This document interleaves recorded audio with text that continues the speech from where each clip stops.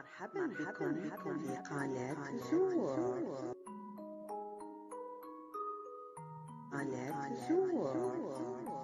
السلام عليكم ورحمة الله تعالى وبركاته. إذا لهذا النوع من التشيز كيك المخبوز نحتاج إلى الغاليطة أو البسكويت، هذا الذي يباع في المحلات، سوف نرحيه. إذا هكذا نضع في المطحنة هكذا، نحاول أن هكذا، وكذلك نحتاج إلى الزبدة الدائبة، نأخذ مقدار من الزبدة وندوبها هكذا. إذا سنبدأ في الطحن. إذا هكذا سوف نطحنها.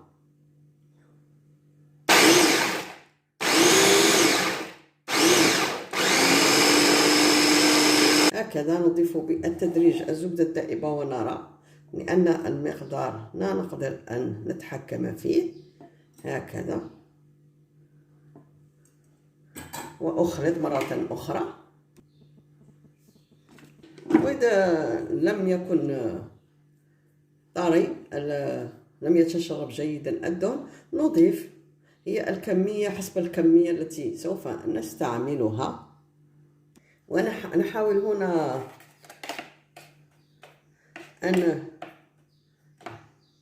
نوزع الجوانب حتى تتشرب جيدا الدهن هكذا، ثم نضيف ما دام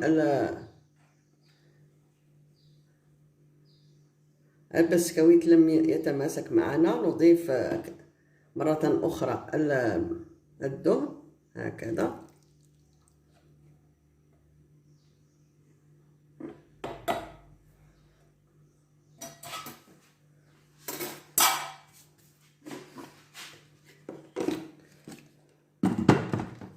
إذا ونخلط مرة أخرى يتماسك مع بعض.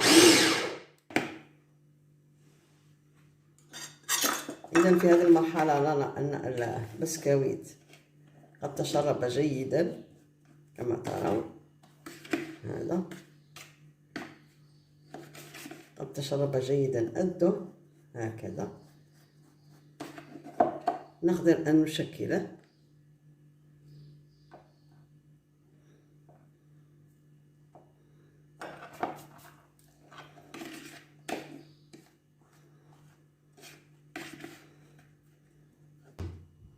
إذا كمرحلة ثانية نحتاج إلى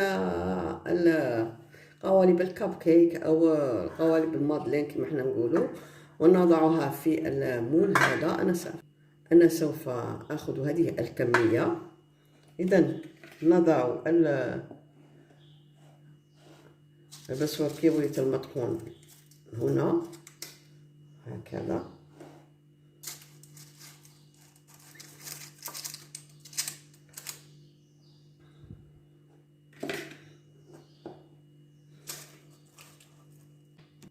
إذا في هذه المرحلة سوف نستعين بكأس هكذا لنسوي السطح هكذا كما ترون. هكذا يجب أن نسوي السطح هكذا.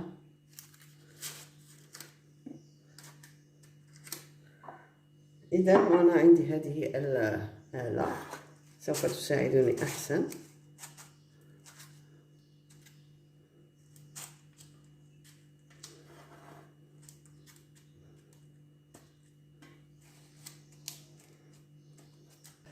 يجب أن نضغط جيدا، يضغط جيدا هكذا، نضغط جيدا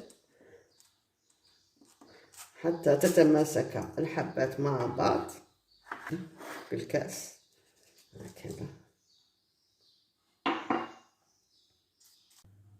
إذا نتحصل على هذا وتوضع جانبا. والآن نذهب إلى الطبقة الثانية.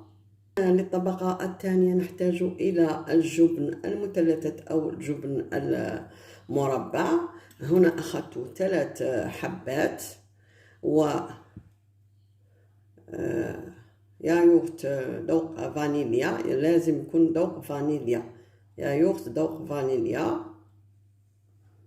والحليب المجفف عندي هنا 30 جرام أو تقريبا 4 ملائق كبيرة، والسكر سوف نأخذ ملعقة كبيرة. إذا نضع الجبن في الوعاء هذا الذي سوف نعمل به. ثاني حبة، ثالث حبة. هنا نضع القليل من الفانيليا، نسيت أن أقولها، القليل من الفانيليا. إذا وملعقة كبيرة من السكر، هكذا ملعقة كبيرة من السكر، والحليب المجفف،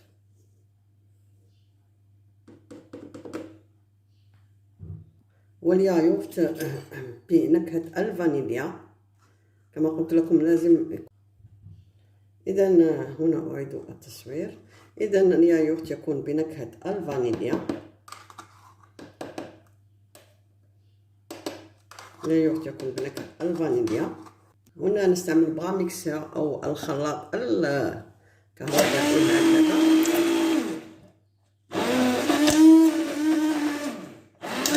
ونخلط. هنا أحاول أن أخلط القاع هكذا، مرات يكون القاع ما يتخلطش مليح، خلطوه جيدا هكذا، ثم أعيد الكرة بالخلاط حتى أتأكد أن المواد كلها تجانست مع بعض. إذا ونخلط مرة ثانية.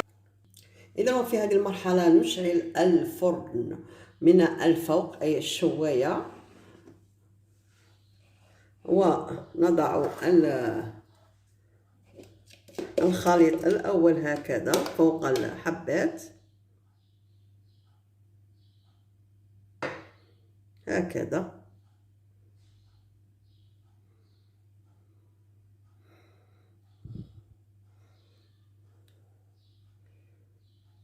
أنا أعطيتكم الكمية صغيرة، ممكن أن تضاعفوا الكمية كما تريدون. إذا يوضع في الفرن لمدة 10 دقائق حتى نرى أن هذه الطبقة قد تجمدت. هذه هي النتيجة معي. كما ترون هنا هذه الحبة قد طهت أكثر من الآخرين. إذا وضعتها في الفرن 10 دقائق على الشواية أو من الفوق، ويجب أن نتأكد أن هذه الطبقة قد نشفت هكذا، تنشف هكذا. هنا كانت تحت الشواية فطهت أكثر. إذا تكون النتيجة هكذا. نضعها في الثلاجة لتبرد، ونضع الطبقة الثالثة. بعد أن بردت التشيز كيك التي وضعناها بالبسكويت المطحون وكريمة الجبن، ترون هذه هي الطريقة لنعرفها هكذا كما ترون، الطبقة الأولى والطبقة الثانية. إذا هذه، وكطبقة ثالثة ممكن أن نضع الشوكولا أو أي نكهة نريدها. كالطبقة الثالثة أقترح عليكم هذه الكريم ديسير، كريمة التحلية هذه التي تباع في المحلات. عندي نكهة الشوكولا ونكهة البيستاش، وممكن اختيار نكهة الكراميل أو أي نكهة، هذه لكي لا تصعب علينا الوصفة وتكون سهلة وسريعة. وممكن وضع الكراميل أو أي شيء تريدونه كطبقة ثالثة. إذا نبدأ في تزيين الطبقة الثالثة. إذا سأفتح الشوكولا هذه،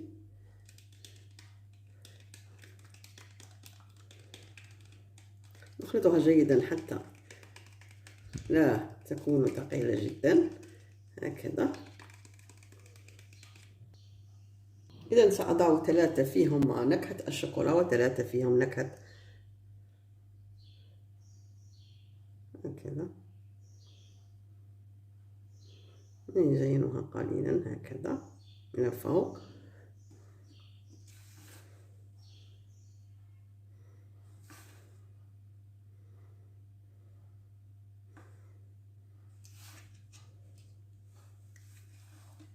نسويها قليلا في السطح هكذا.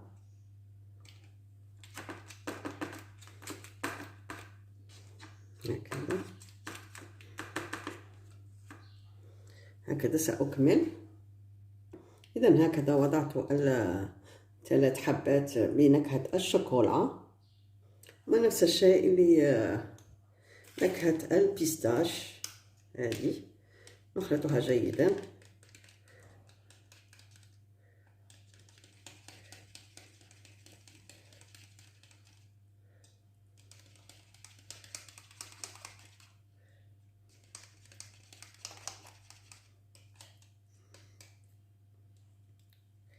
إذا هكذا نضعها من فوق. أنا سوف أضع كل واحدة فيها ونرى.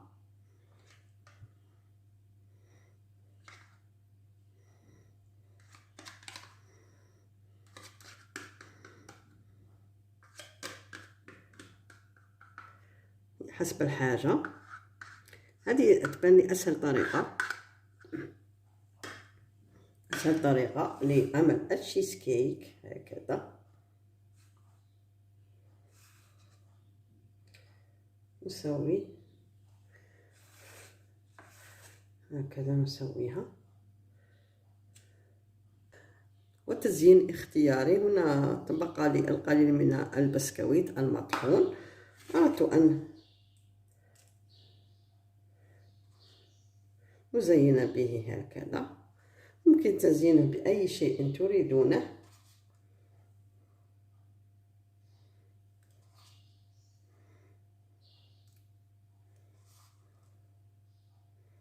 تزيين اختياري كما قلت لكم.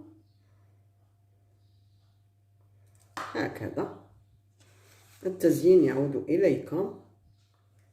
إذا نتركها في الثلاجة لحين أن تبرد ونستهلكها. كما ترون هذه هي.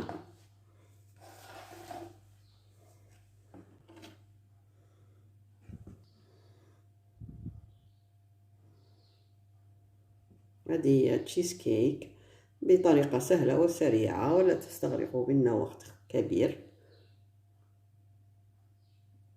إذا أعجبك الفيديو لا تنسى الإعجاب والاشتراك والضغط على الجرس ليصلك كل جديد. شكرا لدعمكم. إذا بعد أن وضعناها في الثلاجة لتبرد، هذه هي النتيجة معنا. نزعت الورق هكذا ونتحصل على هذا. كما ترون هذه هي القوام هكذا. هذه هي.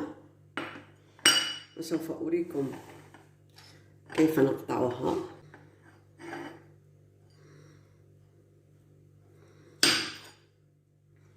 ها هي النتيجة كما ترون. هذه النتيجة معنا.